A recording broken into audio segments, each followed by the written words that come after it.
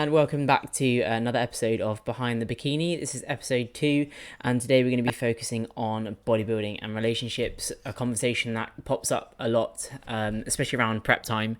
You hear people breaking up with partners and all this shit, essentially, and these relationships not being able to hold up, and people dropping out of prep, and just all shit. Like, sometimes you see on Instagram all these people just like, oh, I stopped prep and my partner left me, and yeah, so it's a very common occurrence, doesn't really get spoken about. And because me and Leets have been together forever, and she's been through 3 preps with me, we like to think that we have a little bit of experience in how to hold up a strong relationship in times of a huge stress. That's called maturity. That's called being a lesbian and maturing like 5 years in 1 year. Already bought 2 cats and a house. Yay. Someone said to me the other day, they've been together for like a couple of years, and they already got a cat, and people are now like, when are you gonna get married? And they're like, oh my god, I literally just moved in together. I know we're lesbians, but we just moved in together. Say someone I work with, she got together with her girlfriend, and after like 8 months, engaged. How stupid is that? Lesbians live like 5 years. Like, a lesbian year is 5 years. 5 years. Legit. Yeah. I don't know. 8 months. That was a long time. It's crazy, isn't it? It's ridiculous. I don't really know why lesbians move on so quickly. It must be something. I don't know whether it's because it's 2 women. Women know what they want. Like, too emotional. They're like, Quick, before our emotions hit us. quick, before I don't like you anymore, I think you're a bitch. But why do they get cats so quickly? Cats are lesbians. Cats are lesbians. All cats are gay. God. Anyway, so we'll start from the beginning. So obviously my first prep was in 2018, and that was for PCA London. And we were in a very different sort of situation as to what we were for my prep last year. And this prep, we both lived at home. I don't think you could you drive? Nope. I couldn't either, could I? Yeah. Could Yeah, I? because you drove us. Ah, yes. But Yeah, because we got lost at London roundabouts. Oh, fucking all the roundabouts in London. No, I had my driving test, didn't I? And it stressed me out because if I failed, then I wouldn't have been able to get to the show. Bum, bum, bum. Basically, you went IFBB Pro because you couldn't drive. Yeah, imagine. It's like the butterfly effect, isn't That it? would have been funny. What would happen at this crossroads? The multiverse. You fucking marvel. Anyway, yeah, so you lived at home with your crew. I lived at home with my dad. And obviously we had just come from university, so independence is huge. And you have your own routine when you get to London, when you get to university. So coming home is a little bit of a struggle. Anyone that's been to university will understand that struggle. So we kind of came off of university and then went home and started our own jobs. So obviously I was self-employed being a sports therapist because that's what I did at university. And that didn't really last long because I just wasn't earning enough. And being someone who wanted to move out, I had to leave that job because I just wanted a standard salary that allowed me to move out, because you were at B&Q, weren't you? Starting. Yeah. You were doing loads of coaching at the time as well, weren't you? Yeah, I was doing National Women's League team. I was doing JPL. And I was doing something else, and I can't remember what. Isn't it like that academy that's like Superstars, something like that?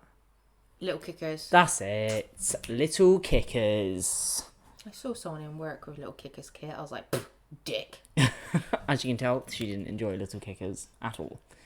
Bastards. You did stuff for the Gloucester FA, didn't you, as well? Oh, yeah. That summer when they didn't pay me a month. Brilliant. Not doing work for them again. Fuck that off. Just hockey coach, not having it. Not having it. No. Not having it. So, so we were in a different financial situation at home, in between jobs, trying to find our way. And obviously Tom approached me and said, why don't we do a show? Which that was originally... so emotional then. So Finding emotional. our way. Well, we're young, dumb and full of... Yeah, do not finish that. Yeah, so... Obviously when Tom approached me, obviously I've been working for Tom for almost 6 years now, and we originally started just to do a mini cart, and then in the end he was like, oh fuck it, let's just do a show. So this first prep was, I didn't really know what to expect, as anyone does with their first prep. You kind of just go into it not really expecting what you're going to be going through. So there was a lot of food focus. I would send Leets countless amounts of pictures of food and videos, and I would sit in my room and try and work out what meal I wanted at the end of my prep. What challenges could you do as well? Yeah, I remember like being up super late and watching like Eric the Electric food challenges and shit like that. And obviously, like, because I had such high food focus, I couldn't sit around Leets' family when they were eating, or I would get too frustrated, and obviously that stress and that frustration would be taken out on you. Yeah, you bum. Plus, my dad makes a mean lasagna. Yeah. Well, it is what it is. But yeah, and you know, when you've got food focus like that, it completely just overtakes your mind. And I've always been muscular, but like back in 2018, I was coming off the back end of university where I was drinking and eating whatever I wanted. Beer I didn't belly. really, Beer belly. Beer belly. And I just kind of thought, fuck it. So I hadn't really had an off season or a structured off season for a while. I was just, I was like, fuck it, I'll just jump in. No, it was, don't be a pussy, let's go. Yeah, something like that. So yeah, I don't even know where I was going with that. Something about university and jumping in. Come on, you were jumping I'm 6 in. weeks out. This is how it's going to be stop today. Believe in the prep brain. In your prep brain. So yeah, food focus, stress. What else? Didn't really know what to expect. So that's just how it was. And like financially, to be fair, like back in 2018, it wasn't actually that expensive. No, because everything was cheaper then. Yeah, in the grand scheme of things, like Mags from Queen Bikinis, who did my bikini, I said to her, look, here's £100, do whatever the fuck you want with it. And that was my first bikini, and that was actually a really cute bikini, to be fair. Cute. Oh God, I sound so feminine. Cute bikini. God. I think that's the first thing I've ever heard you say cute. Someone's cute. God. Jesus. Fucking hell, what's happening to me? Brain. What's happening to me? So, yeah, and, well, we didn't live together. So, we weren't really around each other as much as we have been past 2 preps. So, do you think that had an impact? Yeah, because you were getting stressed out with home stuff.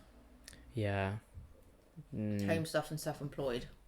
The fact that you weren't earning enough, stupidly, not enough, to then having to train, not having a car, having your motorbike, and then you're just being at home, being on prep, and typically people asking you, oh, do you want some food? And you're like, I can't, and then they get grouchy because you can't have food, and it's a bit like... Yeah, that's the thing, isn't it? Like, I spoke to Hannah Wares on her podcast about this, is the fact that when you're around people that don't really understand, and they're like, oh, why don't you just have this, or why couldn't you have this, or let's go out for lunch, and you're like, I have to fucking explain every damn time that I can't. And then obviously you have a slight bit of guilt over you because you want to spend the time with them, but the goals that I have in my head are way bigger than that time that spent eating the food that I can't eat anyway. It's because 9 out of 10 they guilt trip you. Yeah, that's it. I mean, like, at least they try to understand, but it's the fact that a lot of people don't, and they just don't give a shit. And that, I think that's a massive thing, is when people just don't take a step to understand. Like, in a relationship, your other half should give you 5 minutes to explain and, give you the time of day to actually listen to what you want to achieve, instead of being like, why are you in the gym? Why are you eating that? Blah, blah, blah. Why are you eating like a rabbit? Rabbit. So that was 2018. Obviously, again, we weren't around each other that much, but I think the fact that I had super high food focus, financial situation was different, and we were just kind of like, there was slightly more stress, especially when I was around your family and that with food. Yeah, I was a cunt. Yeah, I got a brother with autism, and then you're like, shut up. And then my dad, who just doesn't know much about bodybuilding, he barely knows football. He barely knows anything. Sport-wise. Bless him. He's a cutie. And then moving on to the prep last year. So obviously we moved in together 5 years ago. Yeah. Yeah. Just go with that. And financial situations changed. We both have very good jobs. You obviously had a promotion on last year, which obviously increased our overall household income. And then obviously I've been in my job for 3 years, and then I've obviously got my coaching now, which bowling. is bowling. I wish. which makes a huge difference. But last year, Food Focus is pretty much gone now. I think it's a season thing. The more you prep, the less the Food Focus happens. Obviously, like sometimes you're like, oh, I could really do with that, but it's not like the goal that you have in mind now as a seasoned competitor is much larger than it was in 2018. Seasoned. Two seasons. Yeah. 2 seasons IFBB Pro, bitch. Sorry. Yeah, exactly. Shut your face. It is more of your first prep was food, and then your second prep was bye. Oh yeah, Big it was difference. awful. You that bought, one night. I think every time you came back from the gym was a new protein. I must have had like 8 pots of Perform Whey. I was just ridiculous. It was a lot. Yeah. So with that, I had, because obviously I was going for my IFBB Pro card, people kind of knew who I was, where I was coming from. A lot of the time I posted a lot on social media about how I was looking and that kind of thing. And obviously, like, because people who knew who I was and knew where I was coming from, and I was obviously under Tom. You were exciting as well. Yeah, I think that was another thing, wasn't it? And because I felt so much pressure and so much stress, I was like a ticking time bomb, I guess you could say. Yeah, pretty much. I think it was just more putting pressure on yourself because you did so well at La Familia and put on a show. The British was another show for you to add, and because people were saying, oh, you'll get your pro card, you'll get this, that and the other, it was just added up. I guess it's also like, oh, what if I don't? Like, all these people are like, yeah, she's obviously going to get it. And then it's like, oh, shit, what if I actually don't? Because Kitty was nibbling at my ankles, mind. She was good. She's big, but... Kitty's a big gal. Big gal. But from your perspective, how did that look? Like, obviously, you saw the pressure that I put on myself, that a couple of people put on me. Like, how do you think you saw that from someone on the outside? You're quite annoying. Yeah. Quite stressful. In many facts that Tom had to put social time because it was hard for us to hard for you to just not think about it. So having that social time was just easier for you to relax. Like, okay, refeed, burger and chips, have it with Leets, that's an evening together. Yeah. Just chill out a little bit. We watched football, went to go watch a bit of football. Last season I had my own futsal, so you were coming to watch games as well. So yeah, I think it's because like it's been a bit different this year, but I got like super fucking intense last year, I think, and it was like you said, everything. Like I would literally not stop, wouldn't I? It was you were deeper, you were darker. It was a dream so close it became like quite an obsession. Yeah. I mean, obviously, there's an argument you have to be obsessed, blah, blah, blah, blah, blah. But I think there's like sometimes being too obsessed can be unhealthy. Yeah, because it would just it would just go against you. Yeah, you're too obsessed. You're thinking you're doing this, that, and the other, but you neglected many other sides. Yeah, and I think that came quite apparent when I got to the British, because obviously you could see it in my physique compared to La Familia, where I was really hard, quite dry, whereas then you come to the British, arguably there were some stresses prior to getting on stage, because we got fucked over and got put on stage about an hour before we should have been. But I was slightly more watery, had like a film of water over my physique, and you could see it, I could see it, obviously it's still good enough to get a pro card, but, you know, when you turn up on stage and you still think, I could have been better, it's, you know, that's not ideal. But that is the typical athlete though, to feel like you needed to be better. Yeah. But your time between La Familia and British was more down to how to maintain, which was stressing you out as well. Yeah. Because when you did PCA, you went from London to British. I think it was like 3 weeks, wasn't it, between shows? Yeah. And because you weren't as big, you weren't as conditioned, it wasn't as stressful, because the British was just turn up, see what happens. Yeah. And you came third, which was awesome. This is PCA British, by the way. And then I forgot what I was gonna say. Oh, we've been doing this, haven't we? God damn it. She's had a long day, guys. I'm tired. Oh my god. I'm talking about COVID. COVID happened when you were gonna go and compete in 2021, and obviously that stopped, which then gave you a bit of a mental block in some senses, because you couldn't you weren't classed as a professional, you couldn't train, you couldn't do this, that and the other of what you wanted to do. And also trying to train at home is no good for anybody, so respect to all of you. But more coming back out and back in, which obviously made your physique better, but headed into it, you're bigger, you're better condition, like your glutes on stage, you weren't even tensing, that was just your butt. Like, that was fucking nutty. Peanut butt. Peanut butt. Tensing. Yeah. Yeah. It's just more of... It was a learning. Yeah, I think, and it was a completely new federation, so like you just don't really know what to expect when you get on stage. And obviously with the idea that I wanted to go for my pro card, that was just like everything happened at once. And the difference between obviously La Familia and British was the timing between. I couldn't do a lot of what I did prior to La Familia, so like because I was so lean, I wasn't able to pose so much because I would just burn through tissue. So that was something that affected me mentally, was because I couldn't do the same thing I did before the La Familia. I felt a little bit more, and I felt less confident because I couldn't go through these things, and that led to me being frustrated, and then that just left me being an arsehole. Yeah. Essentially. But when those things happen, as a couple, you've just got to... The good thing about Leets in this situation is because she's been a high-level athlete herself, she understands that it's just a matter of being like, right, stop being a cunt, man the fuck up and get on with it. It's just more of having to think about what's going on. Like if something goes wrong, why dwell on the bad stuff? It's shit. It's happened, but it's happened. So let's not let it happen again. Yeah. And I think as well, because of your experience as a coach, you just know how to say things and approach things. Like, athletes fuck up all the time, and it's a lot of sport is trial and error, especially bodybuilding.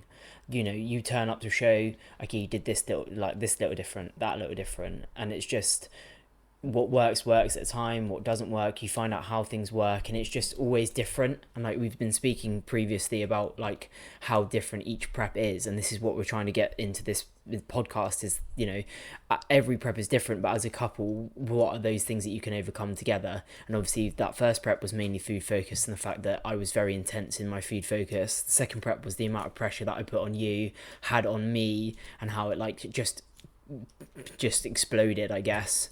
And how you dealt with that. And like you said, like as a coach and as an athlete, you understand that pressure as well from playing football. Everything you just said, it's like you've just been in one of my coaching sessions talking to the boys. You are capable of catching those balls. Obviously, it's completely different, but goalkeeping, like, you got to have an outfield player, they make a mistake, you got 10 teammates around you to come and help. With a goalkeeper, you make a mistake, the goal happens. So being the goalkeeper coach with that sole player compared to the main coach manager, who 9 times out of 10 will give him bollocking, it's making the goalkeeper realise you're expected to save 100% of the shots. Reality is you might save 40-30% of them. Yeah. And it's about, if they do go in, or if you get a touch, is what can we improve better?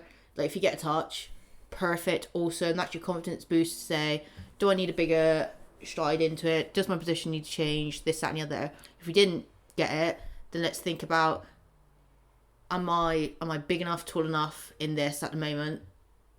Yes, no. I can then adapt the way I set up and play my game. And at the end of the day, it's 10 people in front of you. Yeah. And with you, like, it's not just you, it's Tom as well. Yeah. So this is why, if something goes wrong, that's when you need to talk to Tom. Or if you're not agreeing with something, it's when you need to talk. And it's kind of similar to my coaching, in the fact that I get many goalies, especially one little lad who's fucking awesome. For like a 6-year-old, 7-year-old. He's so good. Yeah. He pulls off worldy saves, but as soon as he lets one in, his head drops massively, and it's like, no, mate, you just pulled off like 4 or 5 worldy saves, top corners, left, right. Yeah. And this one goal goes in, it goes in. It's point of training. Yeah, exactly. And again, it's almost exactly the same as bodybuilding, in the fact that, okay, we used this drug, didn't work, try again, you know. And, you know, if you have 5 wins and then a loss, like, it's hard to come out from. Like, for example, when I didn't get picked for the Arnolds, and I spoke a lot about it on the Bash Bros podcast, was the fact that I've never really lost. Like, obviously, I came third at the British in PCA in 2018, but I guess that was a little different because I was so new to the whole thing. Obviously, I've always been into bodybuilding, but yeah, like, but Arnold's is completely different. yeah. And I think that for me was a real kick in the dick. But like your lads, your goalkeepers, they won in and that's it. And that's how it felt when I didn't get selected for the Arnolds. But we've just got to get on, get up again, and just keep saving those balls. You know what I mean? The thing about the Arnolds is you didn't get picked this time. So when it comes to the next time or the time after that, it's if you don't get picked again, it's down to the fact that you've got the track record to make it exciting, the track record of she's doing well already. How can an undeniable athlete, like, what's that French one? Who's tiptoeing it? The French one. Anna. Oh, ALM and something. Yeah. She's fucking unbelievable. There we go. So Yeah. straight away, when you said about wild card, you knew straight away who it was going to be. Yeah, yeah. So you kind of need to be like that. So like this year, it's just about learning, making a statement, saying the Brits abroad, let's go, woo, yay. But when it comes to the Arnolds, it's when you have their list, it's we must fucking have her. Yeah. And if they don't, then it's going to be an uproar. Yeah. That type of thing. This is when you need to fire at your ass. It's what annoys me about you and some other people is you can be sometimes really negative about something, and I try and talk it through to you. You get a bit antsy at me, but then you actually realise. Yeah. And it's just, you're lately a half-empty lady. Yeah. It's not. It needs to be half full. Yeah. Because you can fill up, but you can only get so far when it's empty. Yeah, that's true. That is very true. And that comes into a portion of the relationship that is hugely based on communication.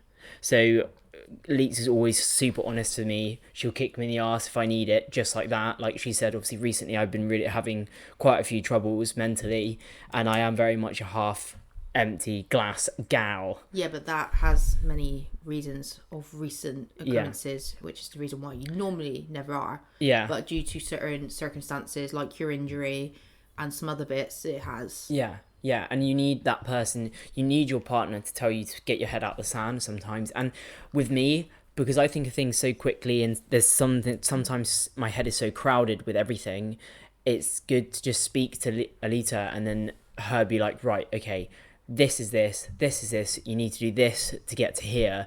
And you need a partner who understands the way your head works. And because we've been together so long, obviously sometimes I throw a curveball at her.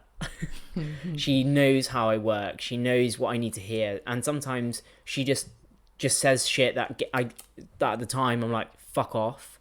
But then like she just said, I get it after, and I'm like, actually. It's because I switched a coach. Yeah. And I'm so used to it from coaching women who are older than me, who have that opinion, who think they're all high and mighty because they're older than me, to them being, no, actually, I am right. Or just more of the way I'm explaining it kind of makes you realise other things around it. Yeah. So like your back, you thought, boom, game over. You text me saying, oh, I've got slipped disc or something. I was like, no, sorry, you've literally just pulled a muscle. Yeah. Give it 2 days, you'll be fine. 2 days later, you're fine. Yeah. Yeah. That came about because of something else, but when you mentally chilled, it was just there. Yeah. Just because you went, pardon me, I had a burp. Oh my god, she's bad. That's disgusting. Because you went from 0 to 100 really quick as a typical athlete. A typical athlete, thank you very much. Going from 0 to 100 thinking everything's just gone to pot. Well, no, actually, sit down for a second and just think about what's going on. Yeah, yeah. And this is what you need in a relationship, in a sport as intense as bodybuilding, is for someone like Leets to sit you down and to fucking lay it all out on the table. And I think that's where some relationships go wrong, is because the two people in the relationship aren't on the same wavelength. I think it's just talking opinions through. Yeah, and I think so. And I think it obviously there is an advantage because we've both been in sport a very long time. Leets has coached for a long time. I've always been in sport. You've always played sport, blah, blah, blah. But even when you have two people who are chalk and cheese, like completely different, you should still be completely open to each other and be willing to learn what the other person is doing. That's instead just maturity, of being just to understand others' opinions. If you don't understand others' opinions, then you're not mature. You're just being a bit of a dick. Or you think you're I guess you're not mature enough to be willing to learn what the other people wants to do. Yeah. At the end of the day, like, you should always support what your partner wants to do. Like, if you turn around to me and said, I want you to stop bodybuilding, then I'd tell you where the door is. And like, it's the same if you said to me, if I said to you, I don't want you to do football anymore, I would expect you to say exactly the same thing, because that's your passion, that's what you love to do.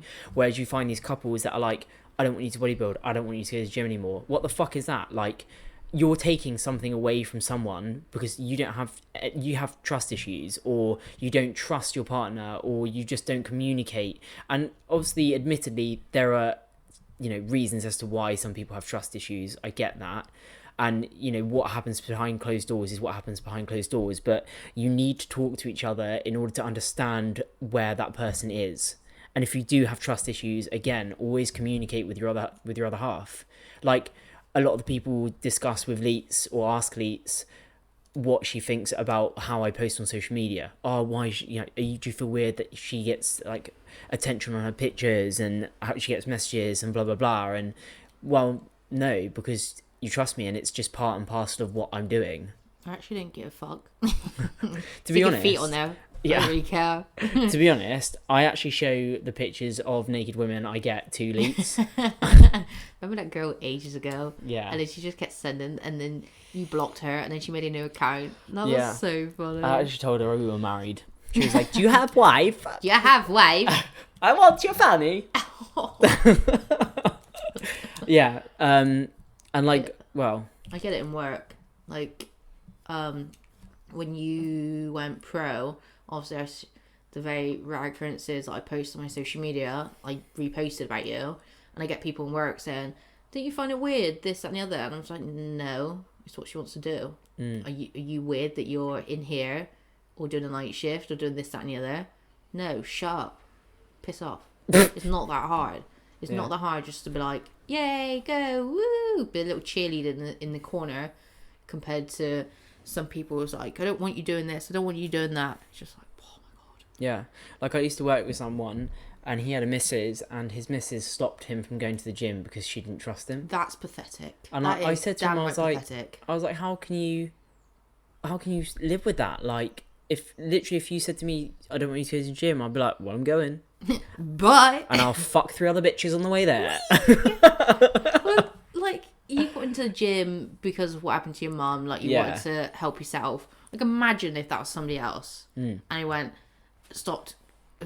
to the gym to, like, if they had anorexia or something, or like a family tragedy and they just want to get to the gym to, like, mentally, like, you could completely set them back. Yeah. And you're the problem. You're the one who ruined or got this person back to that state. How can you live with yourself? Yeah, I know. And again, it's just communication, and it's just knowing exactly how each other's head works, you know? And I think that, you know, that's what creates a strong relationship, is that base of communication, that base of trust. And people probably listening to this be like, fuck me, they're only like 25. I mean, you're what, 40? Fuck off. You're such a dick. No, fuck off. Get to the gym. Bye. That's good to 24, you're going to live there. And be like, yeah. And like, you're what, 28 now? 29 this year?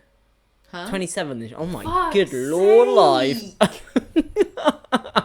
27. We're supposed to be like friends. Idiot. Idiot. And yeah, people put, huh? I was going to say something. I remember now.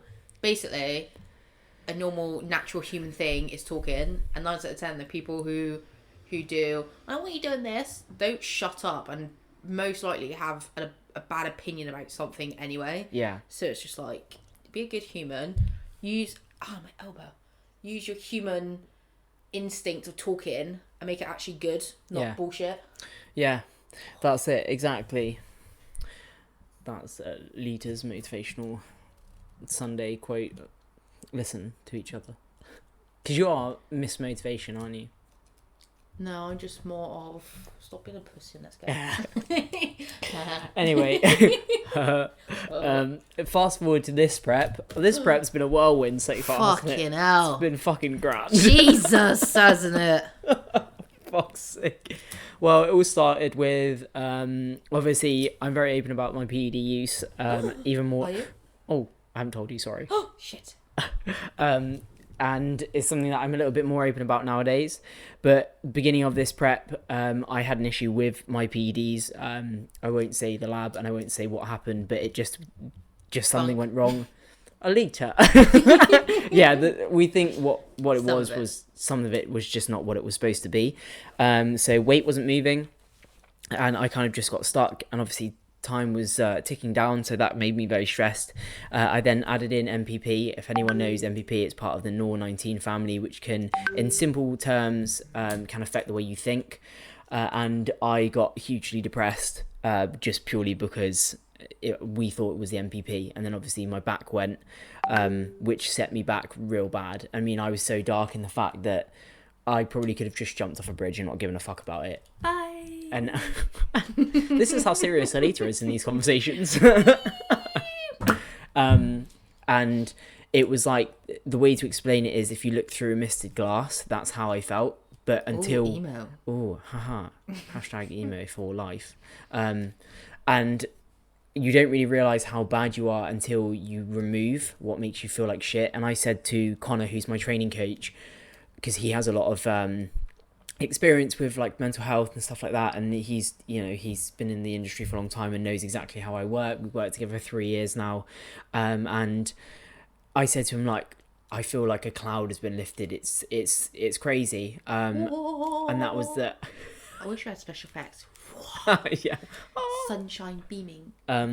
So we obviously removed that after a long conversation with Tom and Connor, and at that point, obviously my back had gone. The MPP was messing with my head, and that's when I was like, look, I don't think I'm ready. I don't think this is a year to prep. I think that my pro debut might have to wait another year until I'm mentally ready, because if I'm not in a good space weeks before I start prep, then I just can't click into that prep mode, and I just couldn't, because obviously my back went, and then the MPP was fucking with me, and obviously I just became a really negative person, and I think a lot of that was then pushed onto you because I felt so shit and I really doubted myself. I mean, that was the one day where I felt really bad, was the day where I just collapsed into you and was just like, I'm fucking done, because I just didn't feel good in myself.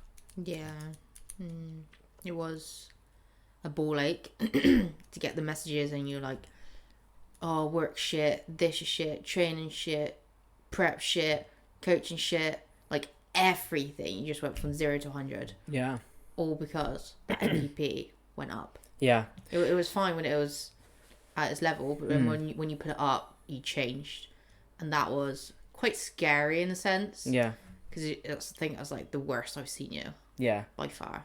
I think as well, just to clarify, I am not on a lot of MPP, never have done. I did this dosage before. I won't say the exact dose because, one, people don't believe what I take, and two, it's different for everyone. It's massive. It's different for everyone, so take that as we wish. But I had used the dosage that I was on, I had used before with Tom, and it just didn't take very well this time, which was very strange.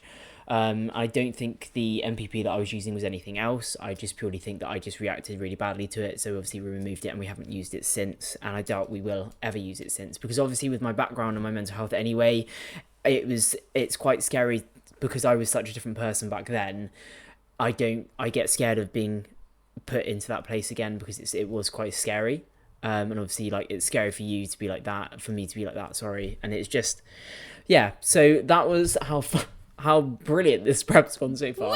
But, you know, we've spoken about it. Me and Leets have spoken about it. Me, Leets and Tom have spoken about it. Obviously, Leets is a massive part of the triangle that I have.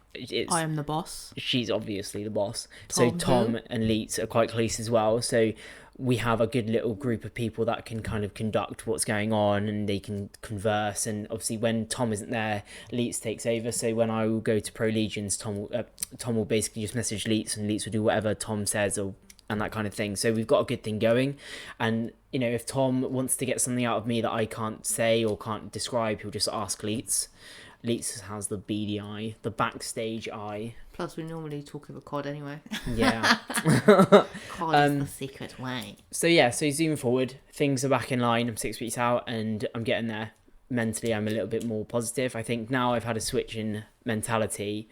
I'm just kind of going into this feeling, it's a pro debut, yes, but it's just another show. and I think discussing things with you, and obviously I think if I didn't have you there, I probably would have pulled the plug. Fun. I think like after La Familia, you became a small fish in a big.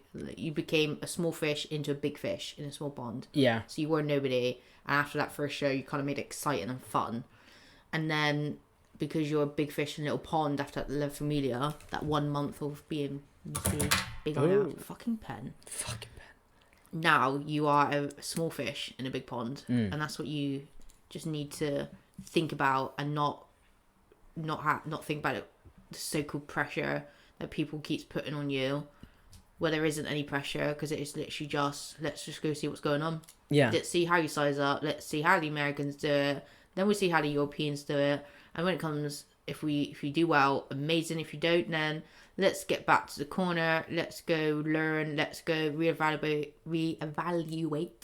what we could do next year. Yeah, exactly. And I think as well what's been different with this prep is we've been having food together. So obviously I have my own diet and then Leets has hers, but we eat our meals together, which I think is huge because like we said in the previous prep, like because I was so intense, you know, the social time that we had together was a huge relief. Whereas now we're having our meals together.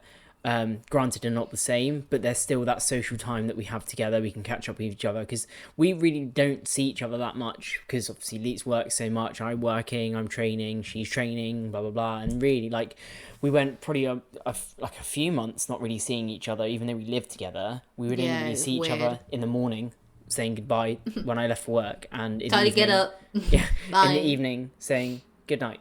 Or, Alyta, can you take my check-in pictures, please? Yeah. 4:30 in the morning. Fuck's sake.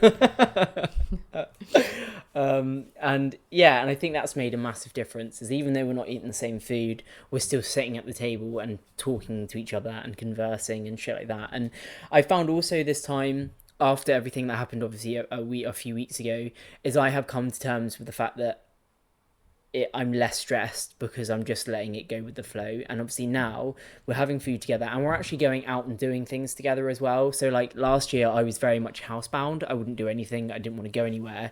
Whereas now I'm like, right, let's go and play golf. Like I might not she be has like a this. mean swing on her, by the way.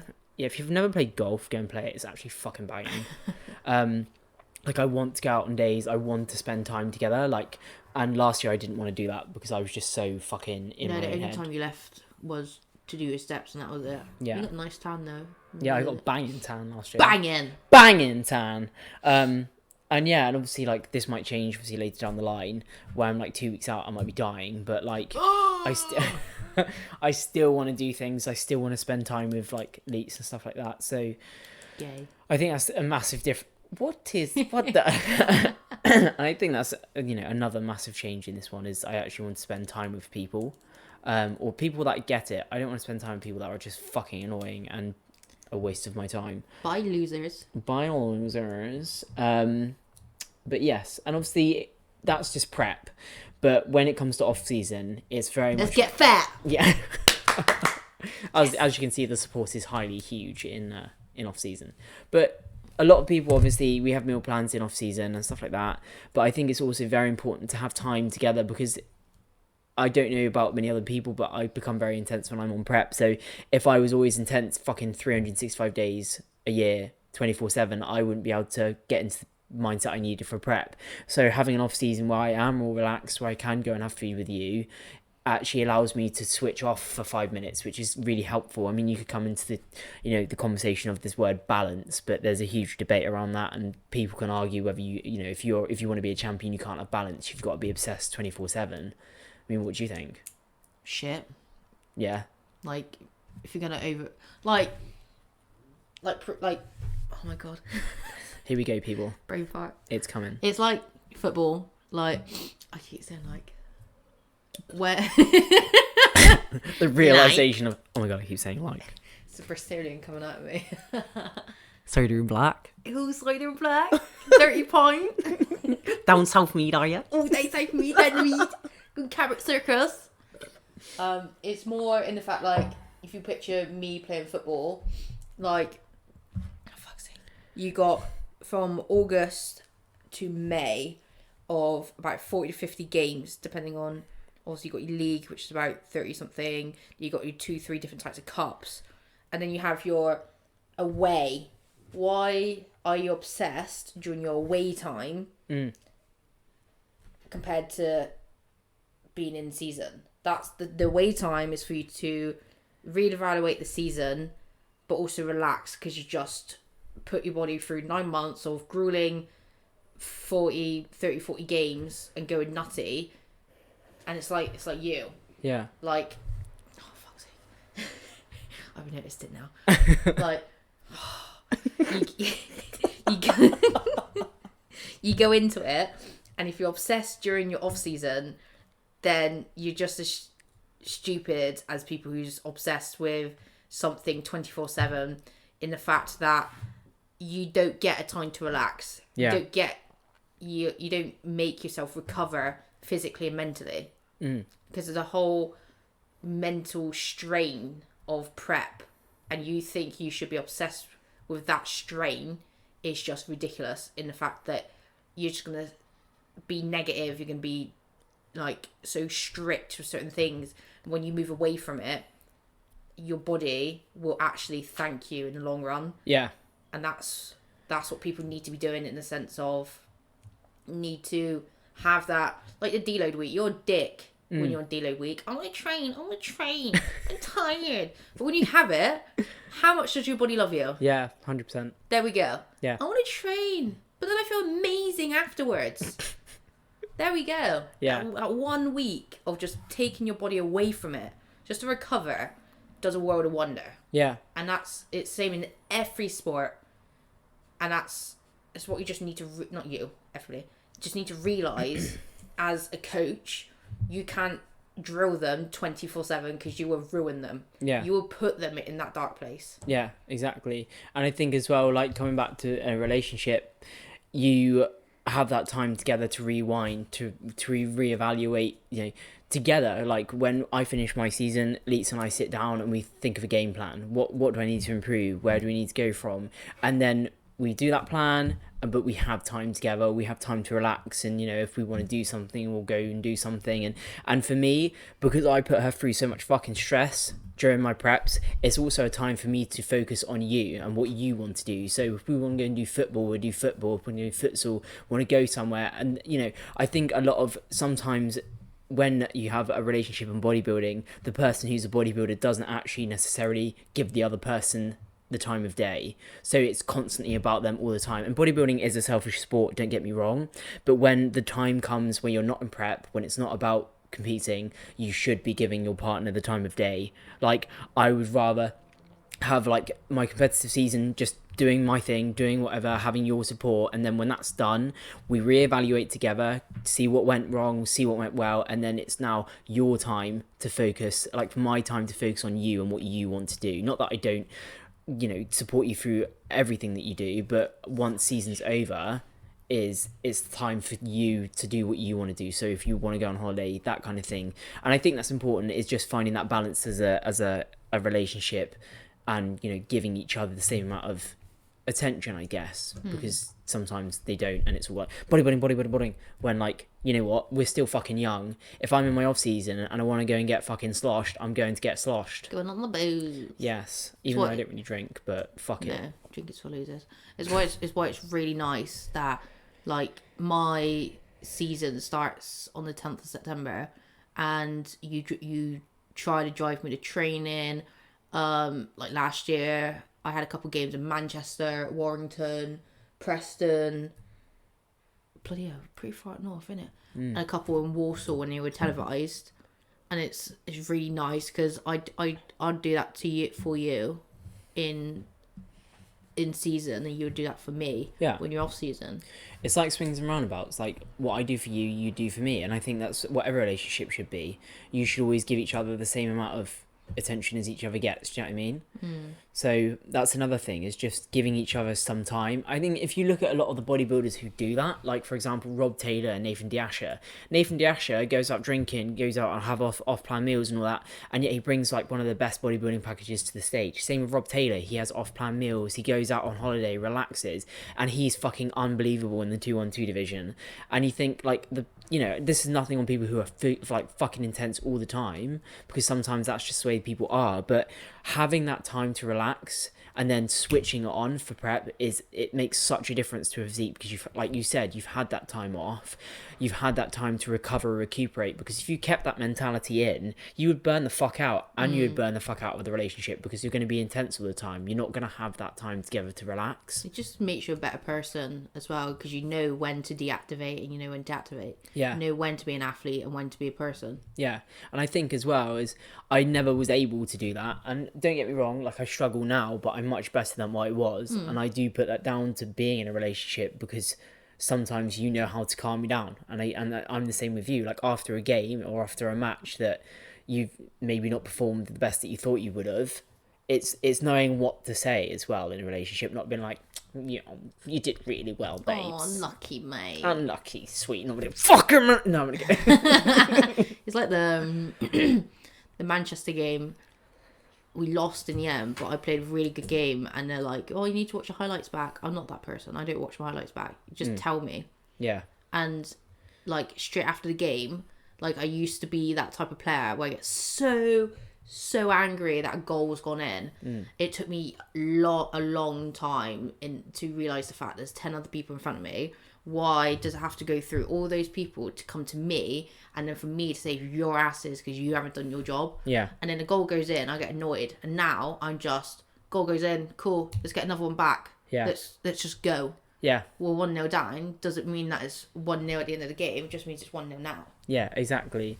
And that's having a relationship where you're not surrounded by yes men. Because some people can be like, relationships can literally be licking your ass. And I think being pretty open and honest with each other and being like, no, you were fucking shit, and this should have been better, or like flip it, and it's like, right, okay, you did that really well, I think you need to do more of that. But again, I think that's down to just being open and honest with each other and having the backgrounds that we both do. But I do think that needs to be a solid part of a relationship, is not to lick each other's arseholes all the fucking time, and actually be honest and be like, yeah, you were fucking wank, you could have done that better. And I think that's what we have together, is the fact that if I'm fucking shit, you're going to tell me, and I'm going to do that to you as well. It's like, remember when you were my player back at uni? Oh yeah, by the way, she was my coach for a year in football. So I became top goal scorer, thank you very much. And then just realising that there's many things happen, and you didn't treat me like anybody but a coach, which is obviously what you're supposed to be doing. But it's like, I would come to you and be like, no, Sara, don't do that, you need to do this. Why are you doing this, that and the other? Stop doing that, just go do that. Yeah, exactly. And I even... Yeah, that's it. And there was also a point where we were losing in a game and I snapped at her, but our relationship didn't suffer. I was just... Because she knows that mentality as a coach and as a footballer, how fucking frustrating things can be. You know, what happens on the pitch stays on the pitch, and that's just something that happens. And I snapped at her, we fucking fought out, and then afterwards like, look, I'm sorry. And it was like, right, that's it. And my response to that was, I can't fix shit. And as soon as we came off that pitch and gone into a training room, I literally said to everybody, what the actual fuck Yeah, it was happened? fucking awful. Because we beat them 7-0 at the home, and then on the way we lost 4-0, and I was literally like, what the actual fuck It was happened? An absolute joke, by the way. Absolute joke. But then as soon as we got home, we switched off and went to Probably drinking Subway. mode. Yeah, Subway drinking mode. WKD Wednesday. WKD Wednesdays. If you don't know what a WKD is, then you haven't lived your life. Open your eyes. Fucking best drink in the world. Jokes. Fucking arse. Tastes Okay, like poo. pops. Yeah. Okay, pops. So yeah. So basically, just don't be surrounded by yes men, and make sure your partner isn't a yes man. I mean, granted, some people probably can't take it though. That's another argument, is the fact that they don't want to hear the criticism because they're not ready to. That's because their ego's too big. Do you find that in coaching sometimes? Yeah. Especially like certain positions. So if you're a winger or a striker and you think you missed a Big Bollocks, no. Sit back down and just think about it. Yeah. It's like, take Cristiano Ronaldo for that and the way he was during pre-season. He played 45 minutes, got taken off at half-time, left the stadium. You wouldn't ever see, like, Lionel Messi doing that. Yeah. If I came off, I would still sit there and watch what's going on. Yeah. Like, just don't be an asshole and just get an ego check, be humble, and just think about what's going on. Yeah. Because the reason that this and that is happening is because your ego is so big, you need to actually sit down and actually think about the bigger picture. Yeah. Not just, I'm fucking awesome. Exactly. Because you're not. Yeah. If you got a bit too big of an ego, then red flag straight away, mate. You're not good. The thing is, as well, if you've got too much of an ego, you're not willing to develop and not ready or willing to listen to criticism that's going to help you develop. So you're just going to be stuck there. So if you have a partner or a coach or whatever that's willing to give you criticism, fucking listen to it. Because if you really want to develop as an athlete, then you need that criticism. I would rather be sat in a room with 10 people telling me what was wrong with me than 10 people that's telling me what's right. It's just I'm sure you would be the criticism. same. It's kind of like a shit sandwich. I love that metaphor. It's good, bad, good. Oh, great pass, you did this. Maybe, no, great pass, you set up the goal, but we conceded this because of this. So maybe try and do this. But you also did this really well. Yeah. So it's kind of masking the bad in a good, but making sure that that bad is taken note of. Yeah. Yeah. Okay. But yes, just take the fucking criticism, or you'll be a shit athlete. But yeah, basically, the comeaways from this. Actually, one thing that we didn't touch on. This is going to be a long one, lads. You're in for a ride. Was steroids. So opening up to your partner about the use of PEDs. Now, obviously, I had an ex who wasn't very open to the idea of me using steroids, not them using steroids. Jab. But when I came to having a relationship with Alyta, when we first started, obviously because I was playing football at university, I didn't use PEDs. It was only in 2018 when I started using them when I became competitive. I was obviously very open about my use, and then I obviously asked her what her opinion was, and you just said, you know, you've got to do what you've got to do. It would be different circumstances if you were using it for football or for athletics, because I agree with you, because, you know, steroids, I think, in bodybuilding are a necessity. It's natural. Some would argue. I mean, yes, there are some amazing natural athletes. I did do a reel on this on my Instagram the other day. Yes, there are some amazing natural athletes, but to get to the level on that Olympia stage, they have or are using PEDs at some point. You can't get to that level with that musculature, especially as a woman. It's just, you can't do it. Do you think? See, this is funny because people's like, oh my god, they're so natural. You look at a 212 person, like fuck. They're like 5'3" and fucking 200 and whatever pound. Like, are you so self-obsessed? Are you dumb that you think that they're natural? But going back to that, your thingamabob. Yeah. Yeah. My response was just do whatever you want. It's as long as you're safe. Yeah. That's what matters. If you're being an idiot, then you know my view on it. And if you do it in football, then end of. Yeah. And I would agree with that. I do agree with that. And again, it's being honest with your partner and being like, look, sometimes when you explain things a little bit more and you're a little bit like, right, I'm going to do this because of this, and I'm going to make sure that it's covered with, you know, these health supplements, or I'm going to keep in check with my health by doing bloods every so often. Or I think it's just a lack of understanding sometimes when you're in a relationship or you're speaking to like a parent about the use of steroids. It's a lack of understanding. So they might be like, right, oh, they're going to die tomorrow because they're using steroids. But actually, okay, Leets, I'm going to use this in my cycle because I need to do this and I need to do this, but Tom's got me using this to help with the health side of things. And it's just being open and honest about what you're going to use. And obviously, as a female, the risks are, obviously there are risks regardless with PEDs and stuff like that, but with like femininity, things like my voice, my jawline, hair, skin, that kind of thing, you're the first person to be like, right, there's something wrong with this, so I need you to take out. And as a woman, I completely respect that. And that's, again, part of the relationship we have, is being, again, honest with each other.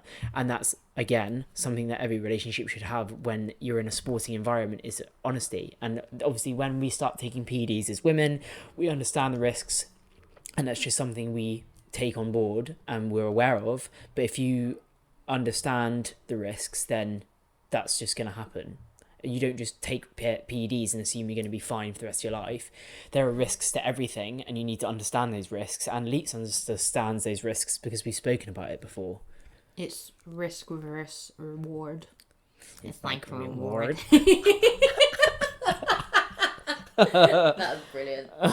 Is though. It is risk reward. It's in your sport anyway. Yeah. In my sport, it's not. It's not a reward at all. You fuck yourself. You're banned for the rest of your life. Yeah. In your sport, it's natural as long as you're safe. That's it. You tell me about everything anyway. I do tell her about everything. So if you're someone that's told me something in the gym today, I know. Leets knows. Okay. All right.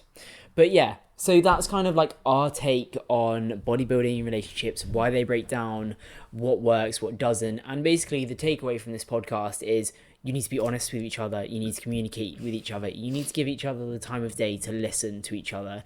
When you start the relationship, sometimes it's easier just to put everything on the fucking table and be like, right, this is what I want to do in 5 years. This is who I am. This is what I'm like. If you don't like it, then you can fucking walk. And that's exactly what me and Leets have, is the fact that if she stopped me doing what I wanted to do and I stopped Leets doing what she wanted to do, then we wouldn't be together. But because we support each other, which every relationship should have, we thrive, we grow, we develop together. And as fucking gay as that sounds, it's exactly how it's been.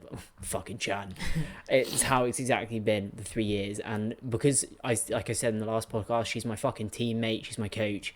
We bounce off each other. And that's exactly what a relationship should be when you're in a high level sporting situation, obviously turning professional, and obviously you playing football at a high level. You know, you should be able to bounce off each other, should be able to, you know, criticize each other, take that on board, develop together. And if you have a small part of that is broken, then the risk that your relationship may be breaking down is there. But it's definitely something that you can work on through the use of communication. I mean, sometimes people do find it hard to communicate, but, you know, that's something, again, that you can work on together. There's always ways to communicate. Exactly. Always. Even if it's with your penis, it can still work. Because I know some guys can only really talk with their willies. Most men. Most men. This is from two lesbians that haven't slept with men for a long, long time. That was unneeded.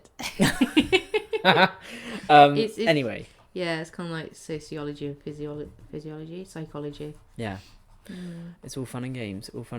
And like I mentioned in last podcast, we will put a Q&A box up after this. So this will go up on Tuesday at 5 o'clock, like every Behind the Bikini podcast will. And we will just, if you've listened to this and you have any questions, obviously they stay anonymous. We will answer them in the next podcast. Just because we are there to help. You know, we're not just here blabbing on about ourselves. The reason that I created this podcast is to open your eyes to things that aren't discussed in bodybuilding, especially as a female. Talk about yourself. And I just love talking about myself. This is a podcast about me. Hiya. So we'll pop that up on Tuesday or Wednesday morning. Send those questions in. We'll answer them as best as we can. It's going to be like a help column, you know, like you used to get in the magazines. I was going to say, Mildred's you write column. in and they respond to you. Yeah. Hi. It doesn't happen. How can I help? Feed him muscles. Isn't muscle an aphrodisiac? Wait, what? Muscles. You ever I had don't mussels? know. I don't like mussels. They freak me This out. is someone who eats probably a block Shut of up. cheese. Someone has a diet of a 12-year-old boy. I'm a picky eater and I'm fucking tired all the time. Oh, I have dear. a job, thank you. Hey, so do I. Full-time badass. She ain't a badass. She's like, Actually, I am. pussy up. Love you. Anyway, so please remember to like, subscribe and comment anything you think you want to see in the next podcasts. I'm having an issue getting it up on Spotify, but it's all Deborah Baker's fault because she's a bum. Fucking Deb. But please go and support the WPD podcast. Give Behind the Bikini a bit of love, and like I said, get those questions over if you have any. Like I said, the little box will be up on Wednesday morning probably, or Tuesday night, Wednesday morning, or whenever. Send us those questions and keep killing it. Keep doing your best. Stay positive and don't be a negative Nelly like I have been over the past 4 days. Actually, If we few get weeks. to 1 million followers, we'll show you what is behind the bikini. Oh, yeah. Alyta, that's OnlyFans content. Dang Christ's it. sake. Give me money. Money. 1,000 followers. That's weird. 1,000 followers will show you behind the bikini. This is where I'm like, boom. Oh yeah, everyone will be on that. Anyway, Stand back. have a great week, everyone. We will catch you later, and we'll see you in the next episode of Behind the Bikini. Bye. Bye. Where's my mouse? For fuck's sake.